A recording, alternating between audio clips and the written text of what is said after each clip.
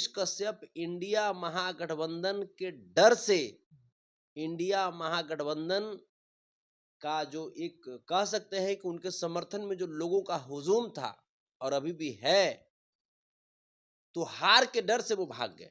ये लोग जाति पाति और धर्म के नाम पर, ये लोग मंदिर मस्जिद के नाम पर समाज को बांटने का प्रयास करते हैं। मनीष जो है ये छोटे वाले चंदा चोर हैं, और छोटे वाले चंदा चोर जाकर के बड़े वाले चंदा चोर ग्रुप में जाकर के मिल गए, मतलब चोरे चोर मौसेरा भाई हो गए। तो हम ये संविधान के ये हत्यारे लोग हैं, ये लोग संविधान की हत्या करना चाहते हैं, लोकतंत्र की हत्या करना चाहते हैं, और लोकतंत्र के हत्यारे ग्रुप में जाकर के शामिल हो गए हैं। ये मनीष जी थोड़ा सा तो शर्म कर लेते, थोड़ा सा शर्म कर लेते हैं। आप जिस भाजपा ने, जिस एनडीए ने पूरे देश को तो लूटा ही लूटा, बिहार को भी लूट लिया, बताओ उसी भाजपा में आप चले गए, गरीब गुरबों की एक भावनाओं को आपने ठेस पहुंचाया। लोग भाजपा में ऐसे भी लोग अपने परिवार के नहीं होते हैं तो दोस्त के क्या होंगे, तो वैसे ही ये भी तो भाजपा ही निकले ना। नमस्कार साथियों, मैं हूं आपका शोक सम्राट यादव, और अभी हम आए हुए हैं संतोष रेणु यादव जी के पास, जो कि आरजेडी के नेता हैं। तो अभी हम चुनावी के मुद्दे पर बात करेंगे संतोष रेणु यादव जी से। तो नमस्कार सर। जी नमस्ते। अभी मनीष कश्यप क्या किए हैं कि मतलब भाजपा में जाकर मिल गए हैं, आप इस पे क्या कहेंगे? तो इसमें कहना क्या, हम तो पहले ही से जानते थे भाई, हम तो पहले ही से बोलते आते थे, बहुत सारे मीडिया बंधु आए थे, तो तमाम चैनलों पे मेरा वीडियो तो पहले से ही होगा कि हम बोले थे कि ये रंगा सियार हैं। मनीष जी जो हैं ये कहीं न कहीं भाजपा के द्वारा ये प्लांटेड व्यक्ति हैं, और जिस प्रकार से इन्होंने बिहार के लोगों को गुमराह किया, बिहार के गरीब गुरबे लोगों को इन्होंने गुमराह किया। आप देखिए ना, ये चले थे चुनाव लड़ने के लिए, और चुनाव लड़ते-लड़ते अपने आप को भाजपा में शामिल करा लिए, और तमाम जो लोग जो इनसे एक उम्मीद बना करके रखे थे, उनकी उम्मीदों को इन्होंने चकनाचूर कर दिया पल भर में।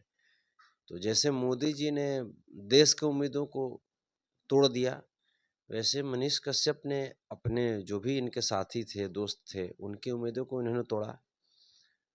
तो ये कोई नई बात नहीं है, ये दोनों में सिमिलरिटीज़ थी। नरेंद्र मोदी जी और भाजपा जो है वो बड़का चंदाचोर पार्टी है ना? अच्छा, चंदा चोर पार्टी। हाँ, जैसे आपने देखा नहीं, इलेक्टोरल बॉन्ड के नाम पे पाकिस्तान से चंदा लिया, पुलवामा हमले के बाद जो रेमडेसिविर जो बनाने वाली जो कंपनियां थी, उन कंपनियों से चंदा लिया। अब पता नहीं कोरोना का जो इंजेक्शन था वो उसके जरिए लोगों को मारने की साजिश थी या क्या थी, अब तो ये मोदी जी ही बताएंगे। अच्छा, कोरोना नाम का सिर्फ था।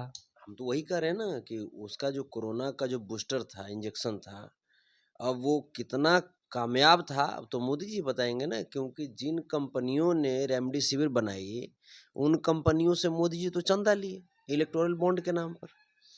तो ये मोदी जी वहाँ चंदा लेते थे, चंदा लेके धंधा देते थे, और ये मनीष कश्यप जो थे ये इधर चंदा लेते थे। ये अयांश बच्चे के नाम पे चंदा इन्होंने लिया, हाँ। दीपक शर्मा नाम के एक जो रिक्शा चालक थे उनके नाम पे चंदा लिया, एक साइड बैटरी वाले को धमकाया, हमेशा बिहार के गरीब गुरबे लोगों को तो ठगा ही ठगा। ये लोग जैसे जितने भी जो बिहार के इंजीनियर थे उन लोगों को अपमानित करने का काम किया। ये महात्मा गांधी का पुतला फूका ये व्यक्ति। उसके बाद कश्मीरी भाइयों को पटना में जैसे मारपीट करने का भी आरोप इनके ऊपर है। इनके ऊपर तो एनएसए का आरोप है, राजद्रोह का आरोप इन पे है। तो ये तमाम जो चीज़ें हैं ये हम पहले से जानते थे कि इनके और बीजेपी के बीच कोई अंतर नहीं है, और पहले से भी ये आरएसएस के मेंबर थे तो मनीष। मनीष कश्यप का कहना है कि सिर्फ मेरा तेजस्वी यादव से लड़ाई है और इसीलिए वो भाजपा में गए हैं। हम वही तो कह रहे हैं ना कि जैसे ऐसे व्यक्ति को बोलते हैं टीटीएम लोग, तवाड़ तोड़ तेल मालिश लोग, है ना? ये लोग सिर्फ तेल मालिश चमचाई करते करते इनका जिंदगी अभी तक कटा है, और आगे भी इनका जिंदगी चमचइये करते हुए कटेगा। आदरणीय तेजस्वी यादव ने पिछले 17 महीनों में 5 लाख से अधिक नौकरी दिया, और जहाँ पे गए हैं मनीष कश्यप वो 17 साल तक बिहार में शासन किए, और बिहार की स्थिति कितनी बदहाल कर दिया, ये तो छिपा हुआ नहीं है। यही लोग बिहार को बोलते थे कि बिहार में पैसा नहीं है तो नौकरी कहाँ से देंगे। तो बिहार में तो नौकरी देवे नहीं किया इन्होंने, देश में भी जिस भाजपा में गए हैं मनीष जी, उस भाजपा ने देश में चुनाव के वक्त वोट लिया 2 करोड़ सरकारी नौकरी प्रतिवर्ष देने के नाम पर, 15 लाख रुपया प्रति अकाउंट में देने के नाम पर, महंगाई करने के नाम पर, अर्थव्यवस्था को सुधारने के नाम पर। लेकिन उसके बाद क्या हुआ, किसानों को सम्मान देने के नाम पर, बेटियों को सम्मान देने के नाम पर। लेकिन वोट लेने के बाद क्या बोलते हैं कि ये सब जुमला थे। तो ये तो गलत बात है ना।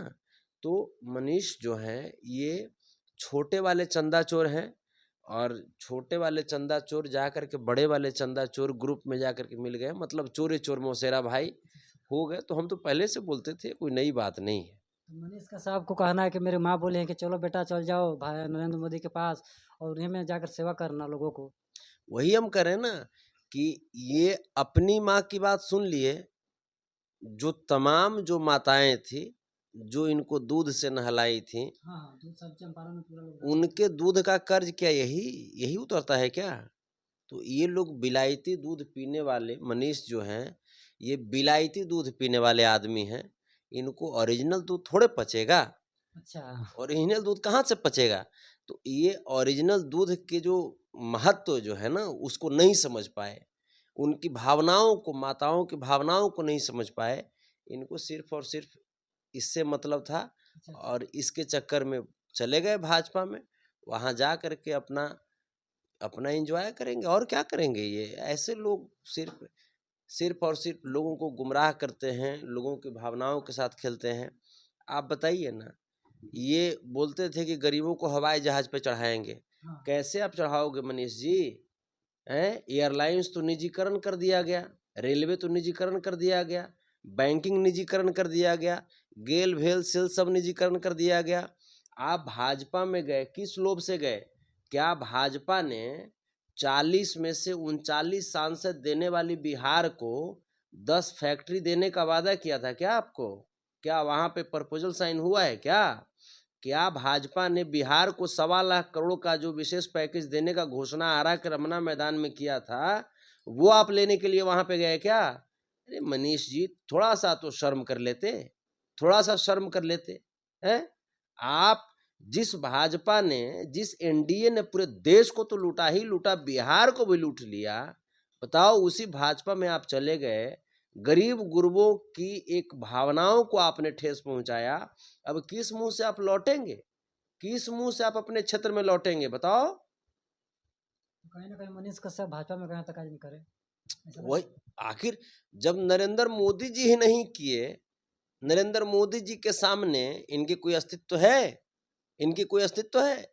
तो ये जो बातें हैं, ये आप जान लीजिए और देख भी लीजिएगा। ये लोग की जो ये जो नौटंकी है ना, ये देश के लोग देख रहे हैं, बिहार के लोग देख रहे हैं, गरीब गुरबे लोग देख रहे हैं। ये संविधान के ये हत्यारे लोग हैं। ये लोग संविधान की हत्या करना चाहते हैं, लोकतंत्र की हत्या करना चाहते हैं, और लोकतंत्र के हत्यारे ग्रुप में जाकर के शामिल हो गए हैं ये। और हम लोग किसी भी कीमत पर बाबा साहब भीमराव अम्बेडकर द्वारा लिखित इस संविधान को हम लोग, कोई अगर दबाने का प्रयास करेगा, तोड़ने का प्रयास करेगा, तो हम लोग ऐसा नहीं होने देंगे। ये लोग जाति पाति और धर्म के नाम पर, ये लोग मंदिर मस्जिद के नाम पर समाज को बांटने का प्रयास करते हैं। लेकिन राहुल गांधी जी ने मोहब्बत की डोर में पूरे देश को बांधा है, देश को जोड़ा है, और तेजस्वी यादव जी ने बेरोजगारी के इस दौर में रोजगार दिया है। तो हम ऐसे ऐसे लोगों से हम पहले ही सतर्क रहते थे, लोगों को सतर्क होना था। जो लोग भी सतर्क हो गए, और अच्छा हुआ कि समय रहते इनका नकली चेहरा जो था, इनका नकाब जो था वो उतर गया, और इनका जो असली चेहरा जो था वो सामने आया, और लोग अब इनको सबक सिखाने के लिए तैयार बैठे हैं। और मनीष कश्यप मतलब जब भी भाजपा का बुराई करते हैं, बुराई कभी भी नहीं करते हैं, जब भी शिकायत करते हैं आरजेडी की शिकायत करते हैं, ऐसा क्यों? अब इसी बात से समझिए ना, इसी बात से समझिए ना भाई। आप एक पत्रकार हो, तो पत्रकार हो तो पत्रकार का मतलब कि आपको जो देश के गलियारों में, देश की पगडंडियों में जो मुद्दे पनप रहे हैं उन सवालों को आपको सत्ता से पूछना चाहिए। लेकिन इस व्यक्ति को टेंशन किससे है? इस व्यक्ति को टेंशन बस एक के परिवार से है ना? इसको देश से मतलब नहीं है, इस व्यक्ति को राज्य से मतलब नहीं है, राज्य के विकास से इस व्यक्ति को मतलब नहीं है, इस व्यक्ति को मतलब बस एक ही आदमी से है जिसके वजह से इसको टीआरपी मिलता है, बस और कुछ नहीं है। तो हम तो यही चाहेंगे कि मनीष, आप जब गए हो तो जितना जल्दी हो सकता है बिहार को विशेष राज्य का दर्जा दिला दो, विशेष राज्य का जो पैकेज था वो दिला दो, और नहीं तो मनीष, बिहार के लोग बहुत थू थू करेंगे आपको।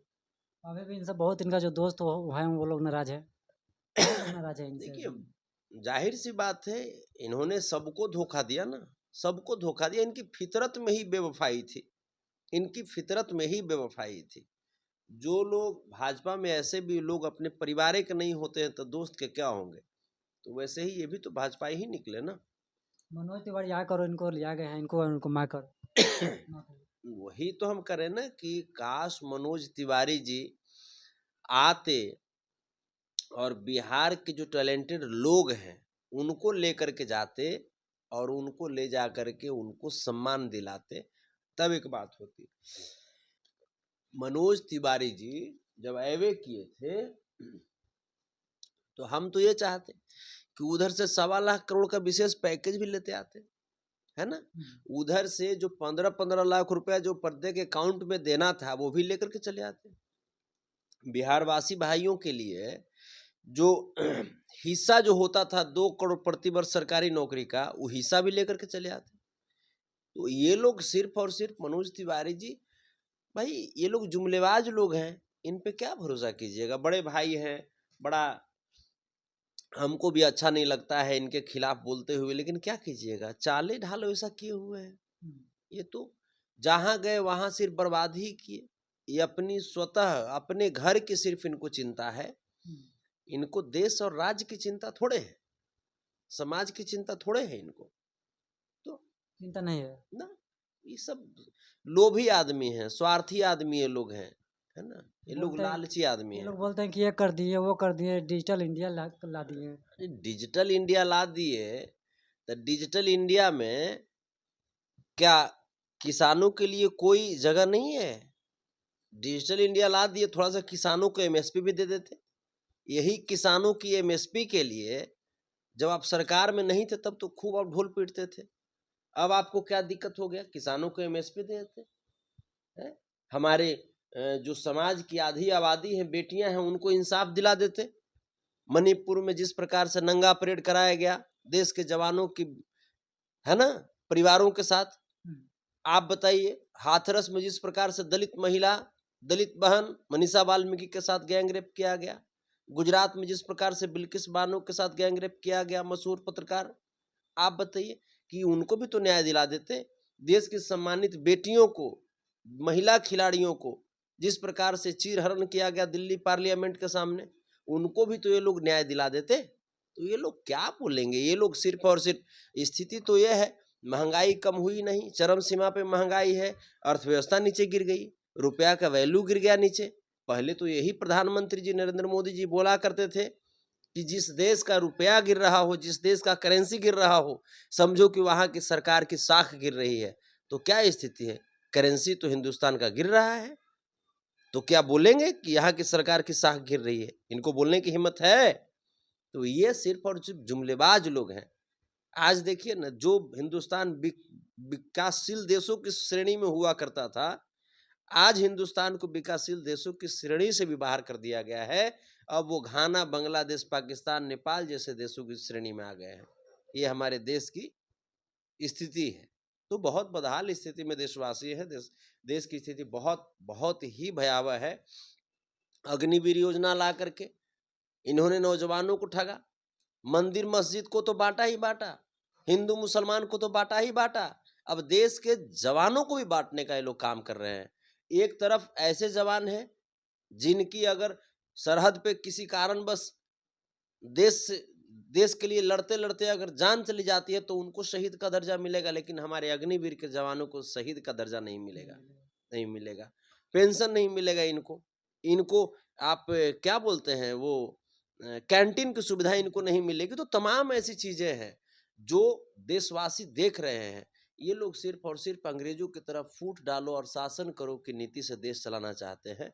तो ऐसे देश नहीं चलेगा और देशवासी सब देख रहे हैं, तभी तो जाकर के भरपूर मात्रा में इंडिया महागठबंधन के प्रत्याशियों को वोट कर रहे हैं पूरे देश में। और ये तय है कि 100 सीट से भी नीचे में सिमट जाएगी इस बार एनडीए, और भाजपा की स्थिति बहुत ही बदहाल तो रहेगी। बोल रहे हैं कि अब की बार 400 पार। नीतीश कुमार जी हमारे चचा जी तो 4000 पार बोल दिए हैं। हाँ, हाँ। तो क्या कीजिएगा, वो मानसिक अवस्था बिगड़ गई है उन लोगों की, कुछ भी बोल सकते हैं। लेकिन वोट तो आखिर देशवासी को ही देना है ना, वोट तो मतदाता को ही देना है ना। वो पता चल चुका है, पहले चरण और दूसरे चरण के चुनाव में पता चल चुका है।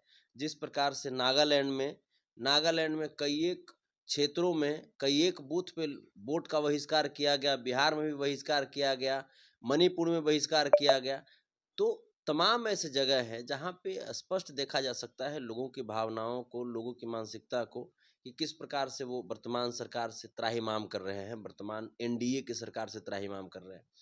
तो स्पष्ट है कि इस बार इन लोगों की 100 सीट भी नहीं आ पाएगी, एनडीए का 100 सीट भी नहीं आएगा। 100 सीट भी नहीं। 100 सीट भी नहीं आएगा। दावा कर रहे हैं आप? दावा कर रहे हैं, लीक करके दे रहा है। एनडीए इस बार 100 के अंदर में सिमट जाएगी और भारी बहुमत से देश में देश की जनता का सरकार बनेगी, देश के सच्चे हिंदुस्तानियों की सरकार बनेगी। और जो इंडिया महागठबंधन है वो गरीब गुरबों का सहारा पा करके, गरीब गुरबों के सहयोग से देश में सरकार बनाने जा रही है।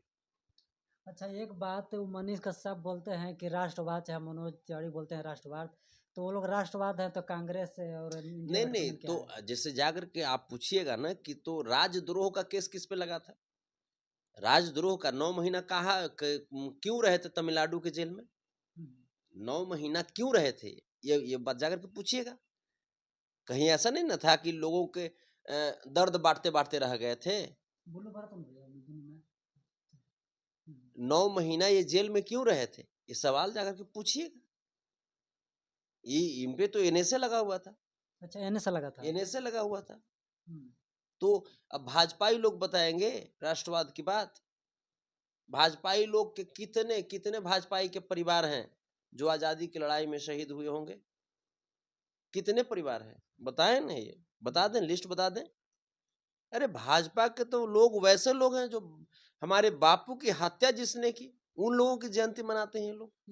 तो ये लोग नाथूराम गोडसे की जयंती मनाते हैं, सावरकर की जयंती मनाते हैं, जो सावरकर अंग्रेजों से माफी मांग लिए थे। तो ये लोग की कोई स्थिति है, कोई वजूद है? ये लोग की जितनी भी जो काली करतूत है वो सब देश की जनता देख ली है। ये लोग भ्रष्टाचारियों की पार्टी है। नारायण राणे, अजीत पवार, हेमंत बिश्व शर्मा, इन्हीं की पार्टी में न है। तो सब लोग पहले जिनको कल तक जिनको बोलते थे कि देश का सबसे बड़ा भ्रष्टाचारी है, और उसके बाद आज अपने बीजेपी के वॉशिंग मशीन में डाल करके उनको एकदम बिल्कुल सत्यवादी हरिश्चंद्र बना करके अपने पार्टी में शामिल करा लिए। तो देश के लोग देख रहे हैं और देश के लोग कभी भी इन लोगों को माफ करने वाले नहीं हैं। और मनीष कश्यप चंपारण से निर्दलीय चुनाव लड़ने वाले थे, जाकर फिर अब क्या मिल गए होगा होंगे। जाकर के पूछ लीजिएगा, क्या होगा वो सब चंपारण के लोग भली भांति जान रहे हैं। वहां इंडिया महागठबंधन जीत रही है, कहीं तय ना कहीं लिखो। इसीलिए निर्दलीय न लड़े, भाग गए। तो हो अब सकता है। क्या हुआ, वो भगोड़ा आदमी तो है ही है। अच्छा। भगोड़ा आदमी को क्या कहिएगा, भगोड़ा आदमी भागते रहता है इन्होंने, क्या कीजिएगा। वहां पे वो एनडीए का पत्ता अब साफ हो चुका है और मनीष कश्यप इंडिया महागठबंधन के डर से, इंडिया महागठबंधन का जो एक कह सकते हैं कि उनके समर्थन में जो लोगों का हुजूम था और अभी भी है, तो हार के डर से वो भाग गए। हार के डर से भाग गए। हाँ, भगोड़ा है मनीष कश्यप। आप देख रहे थे संतोष रेणु यादव जी का इंटरव्यू, और आप सभी को कैसा लगा ये वीडियो कमेंट बॉक्स में जरूर रिप्लाई दीजिएगा। धन्यवाद।